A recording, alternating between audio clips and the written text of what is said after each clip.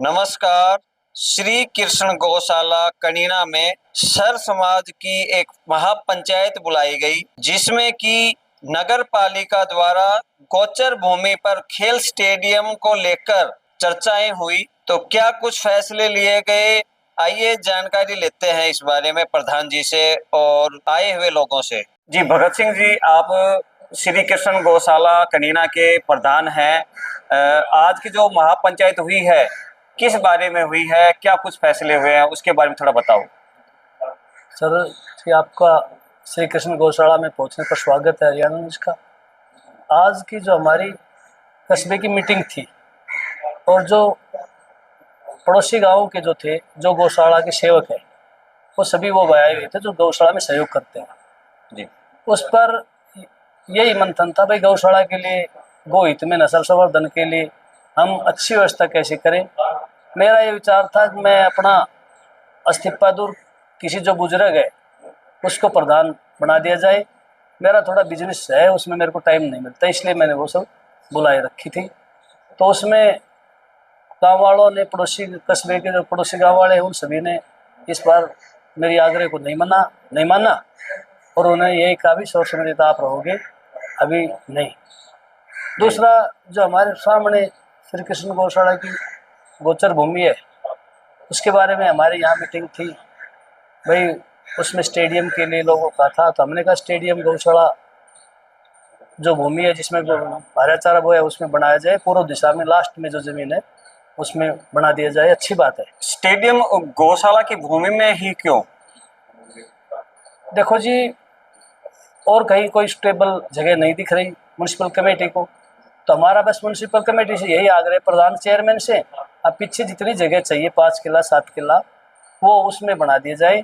जो भी रास्ता हो गौशाला के सामने से उसमें छोड़ा जाए।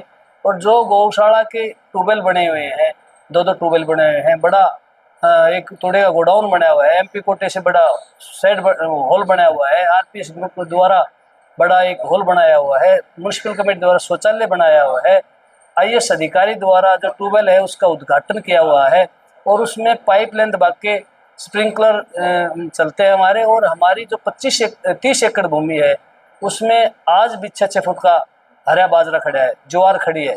तो उसको ना उजाड़ के आप जो जरूरत है उतनी भूमि ले जाए, बाकी गौवंश के लिए भूमि छोड़ जाए, क्योंकि हम वहाँ गायें खुली घूमती हैं, खुली चरती हैं, जिससे बीमार नहीं होती।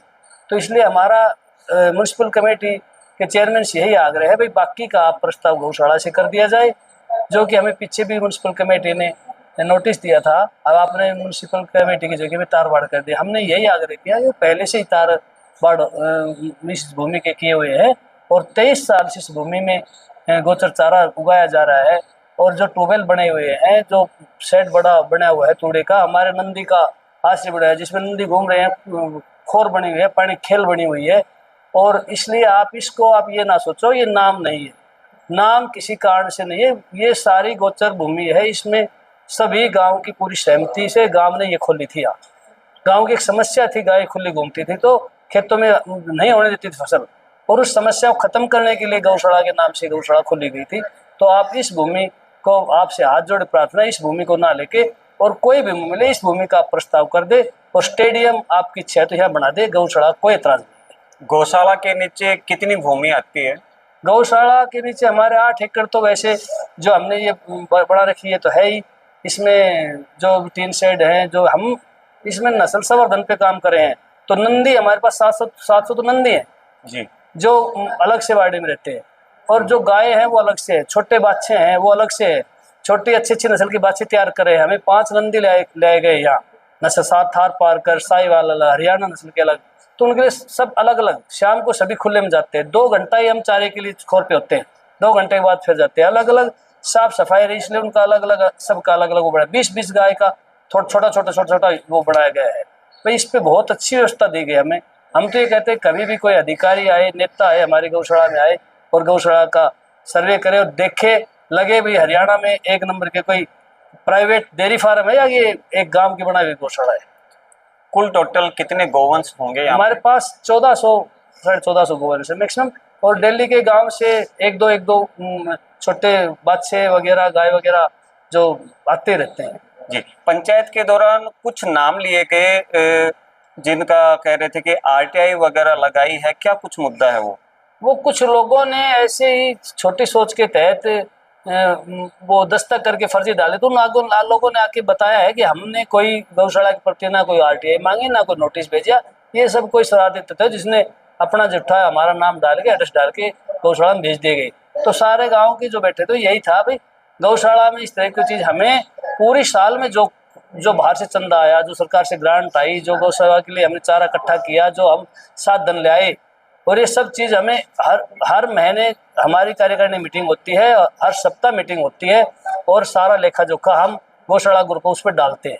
तो आप सब यहीं आके लो, और हमारे यहाँ जन्मदिन यहाँ मनाया जाता है गौशाला में आके, पुण्यतिथि यहाँ मनाई जाती है गौशाला में आके, और गौशाला को दान दिया जाता है, और उसको यहाँ हम फूलों से उसका स्वागत करते हैं। जी, गौ संवर्धन के अलावा क्या कुछ कार्य हो रहे हैं, थोड़ा बताओगे? गौ संवर्धन के लिए अपने पीएचडी प्रोफेसर कुलदीप शर्मा जी हैं इसराना से, हाँ जी, उन्होंने अपनी खुद की भी एक छोटी गौशाला खुद के खर्चे पे खोली हुई है इसराना गांव में जी, उनके मार्गदर्शन में उन्होंने आके हमें मार्गदर्शित किया था। अब भाई साहब, जो गौएं जिस तरह से बढ़ रही हैं, जो ये 2-2 किलो दूध की ये एक बोझ बन रही है, तो इस पर नस्ल पे काम करो, तो अच्छी गौएं जब होंगी कम से कम 15-20 लीटर की, वो किसान के घर बनेंगी, और उस पे काम होगा तो ये समस्या खत्म हो जाएगी। तो हम उसलिए उन्होंने हमें नए नए संसाधन बताए, भाई ज्वार है जो खड़ी कटने के लिए आप इसकी मशीन लेके आओ, और वो ज्वार सीधी कट के ड्राम में डल जाएगी ट्रॉली में, और वो सीधी उखोर पे जाएगी। उनके मार्गदर्शन में आपको दिखाऊंगा, आप जाओ, आप हमारे एक गौशाला में नंदी को, गाय को बिल्कुल एक तरीके से आराम से सिस्टम से चल रहे हैं उनके मार्गदर्शन। तो जो हम साथ हमें अब ये बेचारे 365 दिन खोर के ऊपर ये सूख के यही खाते हैं, जमींदार खेत में नहीं जाने देता, बाहर नहीं रहने देता, तो 365 दिन सूखा चारा खाते। इसलिए हमने जो गांव में रोटियां गाटी लगती है उसके लिए ग्राइंडर मशीन मंगवाई जी, जो गौशाला में वो चूरमा बनाती है, हाँ। और उसको हम कढ़ाई में डालते हैं, उसमें कम से कम 50 किलो या 1 क्विंटल बाजरा का दलिया दल के उसको कढ़ाई में डाल के उसको रांध के, और एक बड़ा टैंकर है उसमें वो सोख करके अपने आप भरता है, सौता है, और फिर वो टैंकर सभी खोर है नंदी की, गाय की, उनमें सप्लाई होते 2 आदमी से ही। जी, जी, तो ये व्यवस्था हम आधुनिक बनाने पे कर रहे हैं, भाई सभी को सुख से भोजन मिले, बस यही हमारा आग्रह है। गौ माता है हमारी, इसके हम अच्छी सेवा दें। जी। गौशाला में कितने ट्रैक्टर हैं और कितनी गाड़ियां हैं जो बाहर जाती हैं? हमारी गौशाला में 4 गाड़ियां हैं और 3 ट्रैक्टर हैं। जी, जी, हैं जी, जो गौशाला में काम कर रहे हैं। गौशाला के नीचे कितने गांव आते हैं वैसे? गौशाला के नीचे जो आज दिन हमारे साथ जो काम कर रहे हैं, देखो गाय बाछी छोड़ने तो हम तो मना नहीं करते किसी को भी, लेकिन जो कोटिया, करीरा, भड़फ, गाढ़ा है जी, ये गांव यहाँ सहयोग कर रहे हैं, इसराना, ये सब सहयोग करते हैं हमारे यहाँ, आते रहते हैं। कोई गाय बच्चा है, वो कोई आवारा घूम रहा है उसको छोड़ जाते हैं, मना तो नहीं करते किसी और। हमारे दानी सज्जनों से ये ज्यादातर ये गौशाला चल रही है जी। केचुआ खाद यूनिट भी लगा रखी है यहाँ? केचुआ खाद यूनिट सर हमें नहीं लगा रखी, सूखा खाद जमींदार ले जाते हैं फसल के लिए। जी, ठीक। मेरे को 1 साल हो गई, 1 साल के टाइम में मैंने 1 जुलाई को 2025 को मैंने चार्ज लिया था, और 1 जुलाई आज 20 जुलाई को 1 साल मतलब 1 साल 20 दिन हो गए। उसमें जो भी आप देखोगे गौशाला में तो आपको लगेगा हम किसी डेयरी फार्म में है या गौशाला में, और उस पर नस्ल पे आप हमें नंदी ले, आप घूम के देखो, बहुत अच्छे अच्छे नंदी। और मेरे पूरे इलाके की गाँव की जो माँ बहन आती है जन्मदिन मनाने और माउस के दिन, जो बहुत एकत्रित होते हैं और बड़ी श्रद्धा से ये काम कर रहे हैं गौशाला। मैं कैप्टन भरपूर सिंह रिटायर्ड कनीना निवासी वार्ड नंबर 4 जी। जो आज की जो मीटिंग थी, सबसे बड़ा ये था कि गौशाला की व्यवस्था के बारे में। तो जितने भी यहाँ प्रतिनिधि आए सभी ने गौशाला का सराहनीय काम देखा है, और जब से हमारी गौशाला शुरू में जब हुई थी, हर प्रधान ने एक से बढ़कर एक अच्छा काम किया, और अभी तकरीबन 12 महीने से तो गौशाला का एक उज्जवल काम हुआ है। जो बाहर से आकर देखते हैं, साफ सफाई और गौओं का वार्ड अलग अलग कर दिया है। अच्छी नस्ल के लिए नंदी भी यहाँ 4-5 आई है, और हर आदमी गौशाला के प्रति इतना सहयोग कर रहा है। हमारा गांव ही नहीं, करीना ही नहीं, आसपास के जितने भी गांव हैं, चाहे करीरा है, कोटिया है, बड़फ है, गाड़ा है, या जितने भी गांव हैं नजदीक के, उनानी जितने भी हैं, सारे सहयोग कर रहे हैं। अभी हमने गौशाला प्रधान भगत सिंह से बात की। उन्होंने बताया कि अपने कार्य की व्यवस्था के चलते वो प्रधान पद से इस्तीफा देना चाह रहे हैं। इस बारे में आप क्या कहेंगे? देखो, सबकी राय ली है और सबका पूरा, जो आज मीटिंग में आए थे वो 1% भी आदमी ये नहीं चाहते थे कि भगत सिंह गौशाला से इस्तीफा दे दे, क्योंकि इनका काम है ना वो सराहनीय योग्य था। काफी, कोई ये कहे कि करीना में वाद विवाद है, कोई वाद विवाद नहीं। कुछ आदमी हैं जो अच्छे काम को देख करके उनको दिल में घृणा होती है, तो ये तो समाज में है, जो अच्छा काम करेगा उसके 1-2% आदमी खिलाफ भी होते हैं। वो सोचते हैं भाई इसका नाम क्यों ऊपर हो रहा है जी। तो ऐसी कोई नहीं है, हर आदमी चाहता है कि गौशाला जो पहले चल रही थी वैसे ही चलती रही।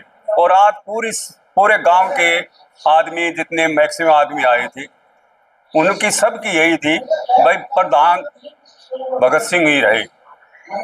और आखिरी में यही लिया सबने कि हमने कह दिया सबने कि भाई आगे आपको 2 साल के लिए चुना था तो 2 साल तो आप रहोगी, क्योंकि इनका काम है, उससे हर आदमी संतुष्ट है जी। जो चारे वगैरह की व्यवस्था होती है वो किस तरह से होती है, कहाँ से व्यवस्था होती है? देखो, 2 फसल होते हैं, आपको मालूम है जी।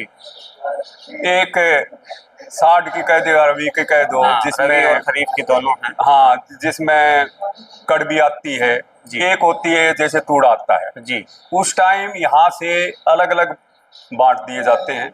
भाई इतना कैसे करेगा, कौन इस ट्रैक्टर को लेकर आएगा, तो तकरीबन 1 साल का बजट बना लिया जाता है जी।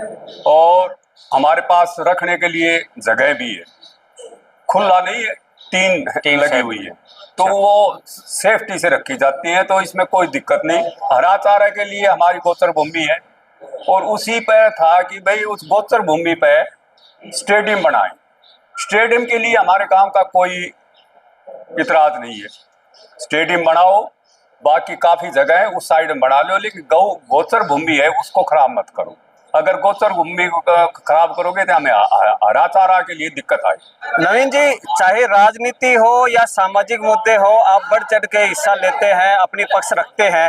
आज की जो महापंचायत हुई है किस बारे में हुई थी, थोड़ा बताओ उसके बारे में। पहले तो मैं आपके चैनल के माध्यम से सुनने वाले सभी श्रोताओं को नमस्कार करता हूं। आज की जो मीटिंग थी, सही मायने में तो देखा जाए तो इस मीटिंग का कोई मतलब औचित्य नहीं था जी। ये मीटिंग कुछ हमारे गांव से ऐसे महानुभाव थे जिन्होंने कुछ लेटर गौशाला को भिजवाए, आरटीआई के रूप में जी। कुछ जवाबदेही ली उन्होंने कि भाई ऐसे ऐसे हमें इन चीज़ों का जवाब चाहिए, जिसमें चाहे वो गोवंश को लेके हो, चारे को लेके हो, टीन शेड्स को लेके हो, तारबंदी को लेके हो, गाड़ियां हैं उनको लेके हो, पेट्रोल डीजल वर्कर वगैरह, मतलब सब के बारे में एक सूचना उन्होंने लेना चाहा। दूसरा जो बड़ा मुद्दा यहाँ पे था, यहाँ पे काफ़ी सालों से ये गौशाला के सामने एक गोचर भूमि है जिसको गौशाला यूज करती आई है पिछले काफ़ी वर्षों से। कितने एकड़ भूमि होगी? लगभग आप ये मान के चलो कि 20 एकड़ भूमि सामने वो है। अच्छा। और उसकी फेंसिंग भी पहले हो चुकी है, लेकिन वो फेंसिंग थोड़ी कमज़ोर थी, यहाँ वहाँ से क्षतिग्रस्त हो गई, ख़राब होने की वजह से नई फेंसिंग करी गई। तो जो कनीना नगर पालिका है उसके द्वारा 2 नई मांग रखी गई कि क्वार्टर्स और खेल स्टेडियम को लेके इस भूमि को चिन्हित किया गया जी। तो प्रधान जी जो गौशाला से हैं भगत सिंह जी, उन्होंने उनको बात करके पहुंच करके उनसे पूछा भी कि जो ये ज़मीन है, इस ज़मीन को किस जगह पे आप स्टेडियम बनाना चाहते हैं, किस जगह पे आप गोचर भूमि छोड़ना चाहते हैं, क्योंकि पहले से ये पूरी भूमि गोचर भूमि है। तो ये गोचर भूमि को ही क्यों टारगेट किया गया, क्यों चिन्हित किया गया? ये आप इससे आप कुछ भी लगा लो, या आप चाहे इसको आप छोटी मानसिकता लगा लो। एक गौ, यानी कि गौ हमारी एक माता के समान होती है, जिसकी सेवा करना हमारा धर्म है, हमारा कर्तव्य है। और गोचर भूमि पे तो मैं आपको सही बता दूं, सही मायने में कोई एक मतलब एक पोल, यानी कि बिजली का पोल भी वहां पे नहीं लगा सकता, गवर्नमेंट भी नहीं लगा सकती जी। क्योंकि गौवंश को नुकसान होगा। आज की जो महापंचायत हुई, कुछ निष्कर्ष पे पहुंच पाई? हाँ हाँ, आज की जो महापंचायत हुई उसमें जो 13 लोगों ने जो आरटीआई के थ्रू जो सूचना मांगी है, उस सूचना के लिए सभी ने ये निर्णय लिया है कि वो सूचना उनको चाहे पेपर के जरिए, चाहे मौखिक बता के, पंचायत के जरिए उनको ये सूचना पहुंचा दी जाएगी। और ये सूचना पहले भी दी गई है, जिन लोगों ने ये आरटीआई लगाई है उनको गौशाला, नगर पालिका, कनीना, ग्राम और संस्था से कोई मतलब नहीं है। ठीक है, तो इस मीटिंग में भगत सिंह जी को प्रधान के रूप में कार्य करने के लिए सभी मौजूदान ने सहमति दी है। पहले भी तो भगत सिंह ही प्रधान थे। हाँ, उनको 2 साल के लिए प्रधान बनाया गया है, और 2 साल में पिछले उनके 1 साल के कार्यकाल में लगभग जो गौशाला ने जो तरक्की करी है, गौशाला जिस कंडीशन से उठ के आज इस पोजीशन पे पहुंची है, वो उन्हीं की देन है, उनकी सारी कमेटी की देन है, उनके साथ जो लोग लगे हुए हैं उनकी देन है। ठीक है।